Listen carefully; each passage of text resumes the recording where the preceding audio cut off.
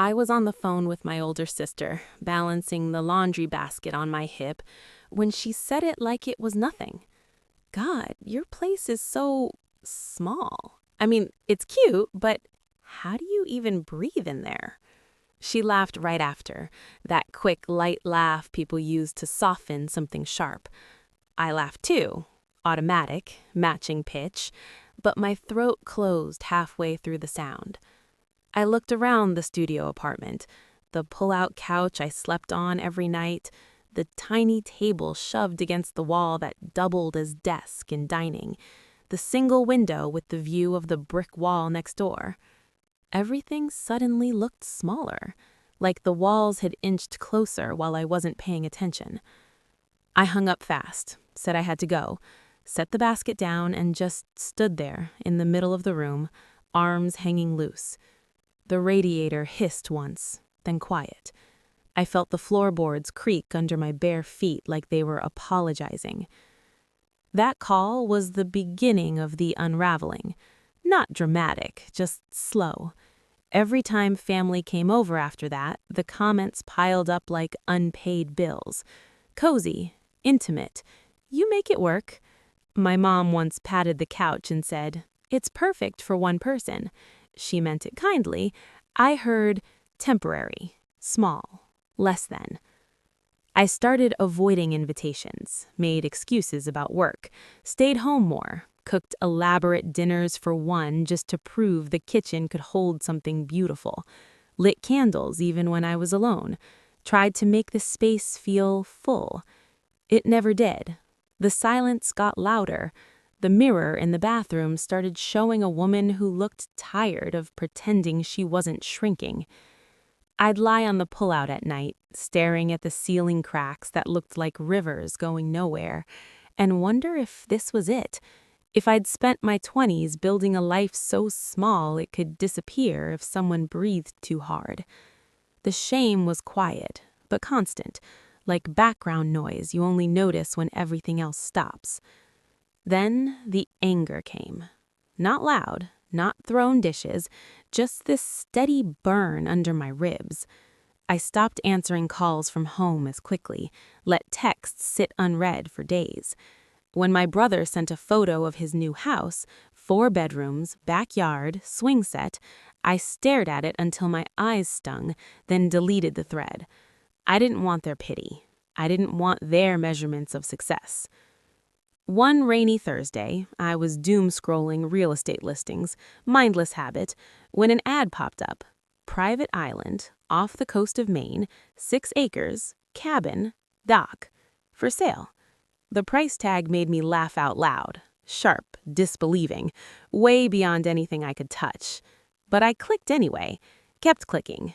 Photos of pine trees, rocky shoreline, sunrise over water so still it looked painted. No neighbors, no comments about size, just space, real space. I didn't plan to bid. I was just looking. But the more I looked, the more the idea rooted. I pulled up my savings, every overtime shift, every skipped vacation, every treat yourself I'd turned into save instead. It wasn't enough. Not close. Then I remembered the stock my grandma left me when she passed, the one I'd never touched because it felt like gambling with her memory. I checked the value, heart pounding. It had grown, quietly, steadily, enough. I made the offer that night. Low, cash, no contingencies. They accepted in 48 hours. I cried in the shower after I signed the papers, hot water running, steam fogging the mirror so I couldn't see my own face. Not joy exactly, relief, like I'd finally exhaled after holding my breath for years. I didn't tell anyone at first, kept going to my tiny apartment every day like nothing had changed, slept on the pullout, washed dishes in the shallow sink. But inside, something had shifted. The walls didn't press anymore. They just waited. The closing happened in late spring. I flew up alone, drove a rented Jeep down a dirt road that ended at a wooden dock. A small boat waited. The realtor handed me the keys, actual metal keys, not a fob, and left without fanfare. I motored across the water by myself, wind cold on my cheeks, salt in my mouth. When the island came into view, green, jagged, quiet, I cut the engine and let the boat drift the last few yards. My hands shook tying it off. I stepped onto the dock, bare feet on warm wood. First thing I did was stand still. Just stand. Listened to the water lap against the pilings. No cars, no voices, no one to tell me anything was too small. I spent the first night on the porch wrapped in a blanket that smelled like pine, stars so thick overhead I could almost touch them. I didn't cry. I just breathed, deep, slow, like I was learning how. Months later, I invited them, not as a gotcha, not to prove anything, just because I wanted them to see. My parents flew in, my sister and her husband, my brother. They arrived on the afternoon ferry, looking smaller somehow against all that green. I met them at the dock in the little boat. No speeches, just hugs, quiet ones. We walked the trails, sat on the rocks, ate grilled fish I'd caught that morning. My dad kept looking around like he couldn't believe the scale of it. My mom touched the cabin walls like they might vanish. My sister stared at the water a long time, then said, soft, "I didn't know you were doing all this." I didn't say much back, just nodded. Later, when everyone was asleep inside, I sat on the porch again, moonlight silver on the bay. I thought about the apartment, the pull-out couch, the radiator hiss.